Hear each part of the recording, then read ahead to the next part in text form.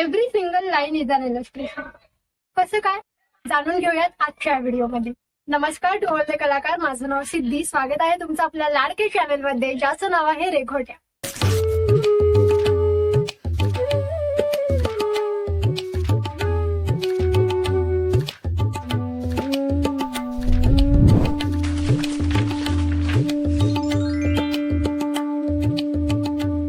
आजचा विषय सुरू करण्यापूर्वी मी इकडे खूप महत्वाची बाब मांडू इच्छिते.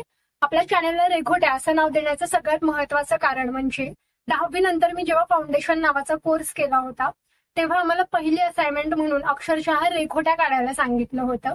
तर ती असाइनमेंट अशी होती की एका A4 कागदावरती एका बिंदूपासून पेन्सिलच्या मदतीने चकलीप्रमाणे रेखा अशा संपूर्ण कागदाभर काढायला सांगितल्या होत्या आणि दुसऱ्या कागदावरती डावीकडून ते उजवीकडे आणि उजवीकडून ते डावीकडे अशा पद्धतीने नागमोडी रेषा काढत जाणे. तर याचा सगळ्यात महत्वाचा फायदा असा होतो की तुमचा हात ड्रॉइंगसाठी खूप चांगला तयार होतो, त्याला स्टेबिलिटी येते. तर ही असाइनमेंट तुम्ही नक्की करा, त्याच्यामुळे तुमचा हात छान वळणदार होईल. तर every single line is an illustration म्हणजे काय, तर प्रत्येक रेख हे कोणते ना कोणते तरी भाव दर्शवत असते. विशिष्ट प्रकारच्या रेषांमध्ये वेगवेगळे भाव दर्शवण्याची सामर्थ्य शक्ती असते. त्या रेषा कोणत्या आहेत, त्यांचे भाव कोणते आहेत आणि त्याचा चित्रकलेच्या करिअरमध्ये काय उपयोग होतो हे जाणून घेऊयात. पहिली रेषा बारीक रेषा, जी नाजूकता दर्शवते. दुसरी रेषा ठळक रेषा, जी सामर्थ्य शक्ती आणि ठामपणा दर्शवते. तिसरी रेषा क्षितिज रेषा, जी शांतता, विश्रांती आणि निर्जीवता दर्शवते. चौथी रेषा छेदक रेषा, जी धोका, संघर्ष, तिरस्कार या गोष्टी दर्शवते. पाचवी रेषा लयदार क्षितिज रेषा, जी उल्हासवृत्ती आणि शांती दर्शवते. सहावी रेषा उत्सर्जित रेषा, जी एकात्मता, व्यापकता, सकारात्मकता आणि प्रकाश दर्शवते.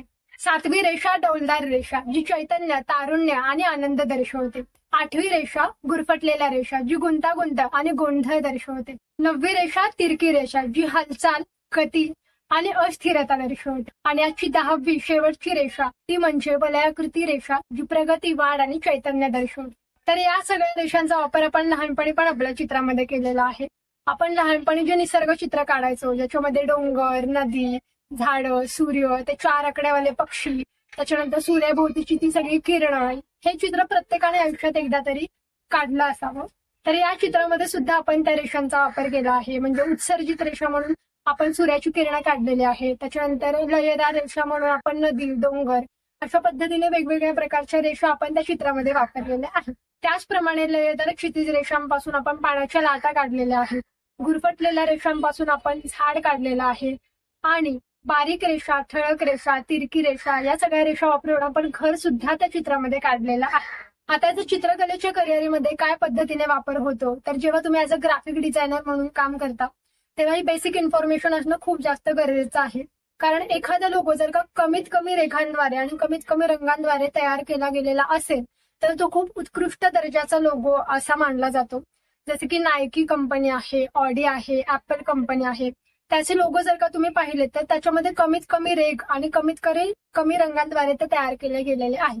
त्याचमुळे वाहतुकीच्या नियमांसाठी सुद्धा कमीत कमी रेखांद्वारे आणि कमीत कमी रंगांद्वारे ती चिन्ह बनवली गेलेली आहेत. कारण art has a no language म्हणून सगळ्या लोकांना समजावी म्हणूनच त्या सिंपल पद्धतीमध्ये ती चिन्हे बनवली गेलेली आहेत. तर मग रेषांचं महत्व पटवून देणारा हा व्हिडिओ तुम्हाला कसा वाटला आम्हाला कमेंटमध्ये नक्कीच सांगा. लवकरच आपण भेटूया पुढच्या एपिसोडमध्ये. तोपर्यंत आनंदी राहा, कलेवरती खूप प्रेम करत राहा आणि पाहत राहा रेघोट्या.